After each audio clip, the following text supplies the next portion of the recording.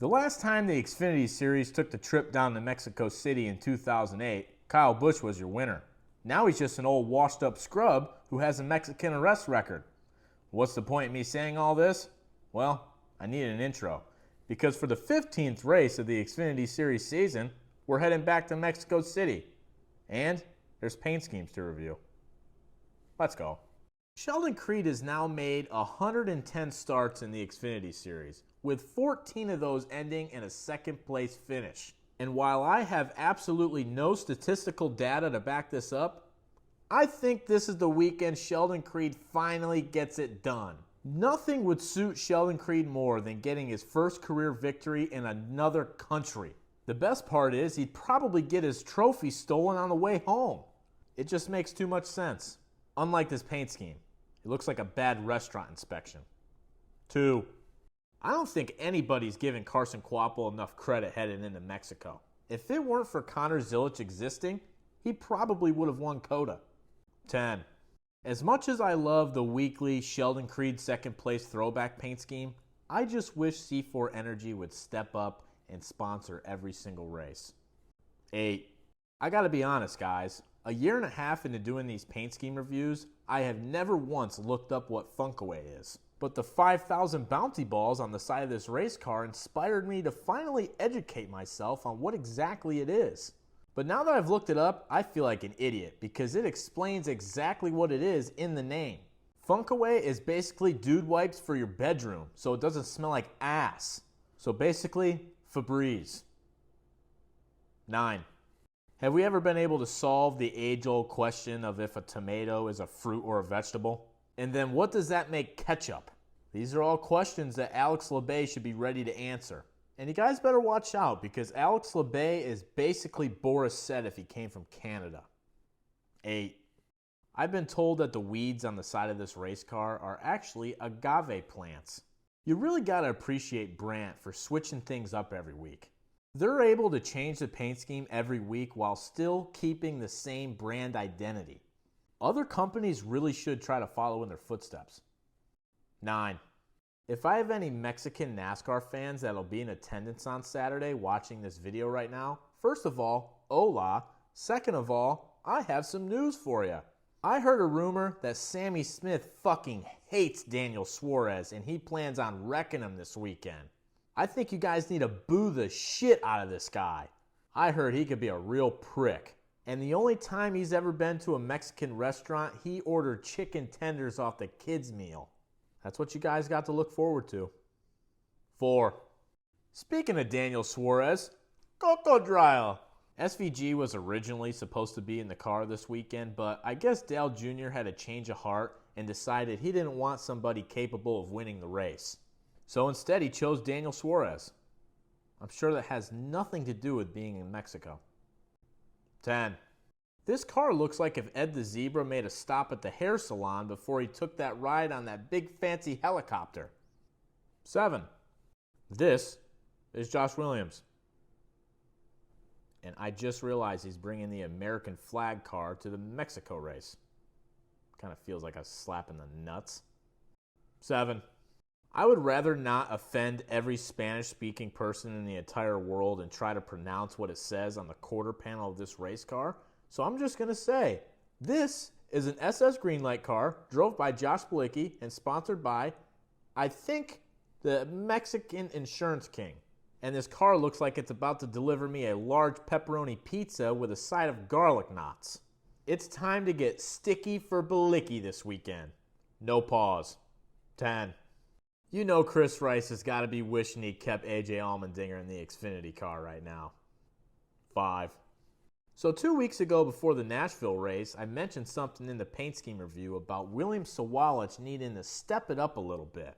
William commented and said, I promise I will finish better than 15th.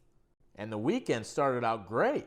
He won the pole. I said, damn, he called his shot. And then it all went to shit. It's okay, William.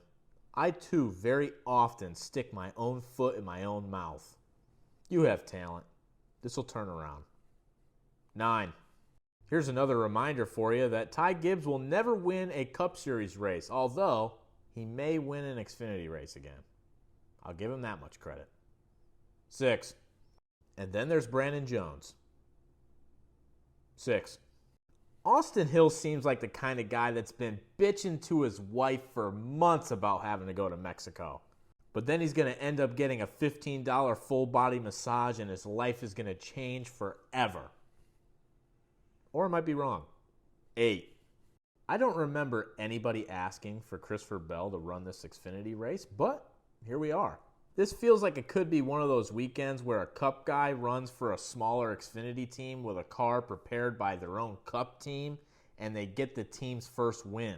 You know, kind of like Cole Custer with SS Greenlight, or Eric Almirola with Ryan Sieg Racing, or Tyler Reddick with Big Machine Racing. We could be getting ready to add Christopher Bell's name to that list. And this car fucks. 10. This paint scheme is giving me PTSD to when Hailie Deegan's airbox ride was running more like a shitbox ride. It looked good doing it, though.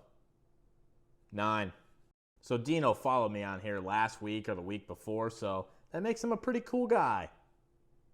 That's all I got. 10. Guys, bullying worked on the white Kroger hoods for RFK. Do you think I can make it work to get rid of this ugly-ass green color? This is one of the most disgusting paint schemes I think I've ever seen in my life. 0. I was made aware that 2 weeks ago during the Charlotte weekend when Alpha Prime didn't have any of their paint schemes on NASCAR.com, it was not their fault. It was NASCAR's fault. If Alpha Prime misses out on a paint scheme review championship, NASCAR is to blame. You know what they say, Alpha Prime never misses. 10. This car was the overwhelming winner of my weekly Who Should Win the Paint Scheme of the Week poll on Twitter. I mean, it was not even close. And I gotta tell you, I had no idea what Sendero Provisions was. I just looked it up. Their hats and t-shirts fuck just as hard as this paint scheme. I want nothing more in my life than to see Brad Perez put this car in the top 10 this weekend. 10. Speaking of my weekly polls on Twitter, some of you guys get very upset with the 4 cars that I choose. What you guys got to realize is I put some of those cars in there just to throw you off. Like this one. It sucks. 4. The 2025 Jeremy Clements paint scheme fall-off needs to be studied in schools across the country. Not that they're bad, I just have higher expectations. 8. I've still yet to figure out what Operation 300 is. 6. I had never heard of Tableau in my entire life before this season, but you gotta give them credit. They are diving headfirst into the deep end. At this point, I think the entire CW broadcast is sponsored solely by Tableau. And their paint scheme fucks. 10. So are we in store for another Connor Zilic masterclass, or is he gonna, slip on a banana peel or something? Since coming back from his Talladega crash, he has a perfect average finish of Sheldon Creed, otherwise known as second. 9. No offense to Andres Perez, but I'm not sure what the fuck this guy's shown in his career to be given an Xfinity ride. But I do like the paint scheme. Not as much as some of you, though. You're glazing the fuck out of it. 9. And oh look, it's the identity stealer. 0. And the paint scheme of the week goes to Brad Perez.